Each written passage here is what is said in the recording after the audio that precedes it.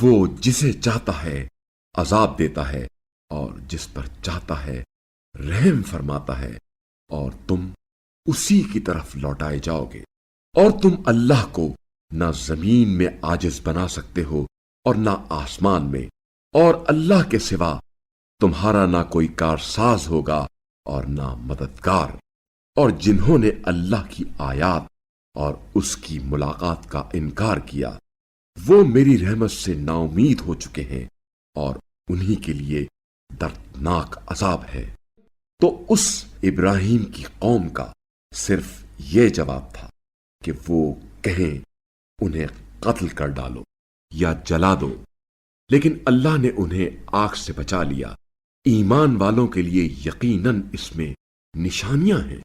اور ابراہیم نے کہا، تم صرف اس لیے اللہ کو چھوڑ کر بتوں کو لیے بیٹھے ہو کہ تمہارے درمیان دنیاوی زندگی کے تعلقات ہیں، پھر قیامت کے دن تم ایک دوسرے کا انکار کرو گے اور ایک دوسرے پر لعنت بھیجو گے، اور جہنم تمہارا ٹھکانہ ہوگا اور تمہارا کوئی مددگار بھی نہ ہوگا۔ اس وقت لوط ان پر ایمان لے آئے اور کہنے لگے، میں اپنے رب کی طرف ہجرت کرتا ہوں، یقیناً وہی بڑا غالب آنے والا حکمت والا ہے۔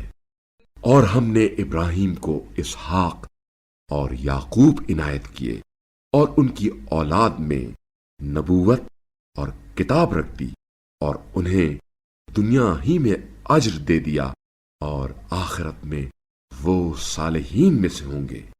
اور لوط کو بھی رسول بنایا جب انہوں نے اپنی قوم سے کہا، بلا شبہ تم اس بے حیائی کا ارتکاب کرتے ہو جس کا تم سے پہلے اہل عالم میں سے کسی نے بھی ارتکاب نہیں کیا۔ کیا تم شہوت رانی کے لیے مردوں کے پاس جاتے ہو اور رہزنی کرتے ہو اور اپنی محافل میں برے کام کرتے ہو؟ پس ان کی قوم کا جواب صرف یہ تھا کہ وہ کہیں، ہم پر اللہ کا عذاب لے آؤ اگر تم سچے ہو۔ لوط نے کہا، پروردگارا، ان مفسدوں کے خلاف میری مدد فرما۔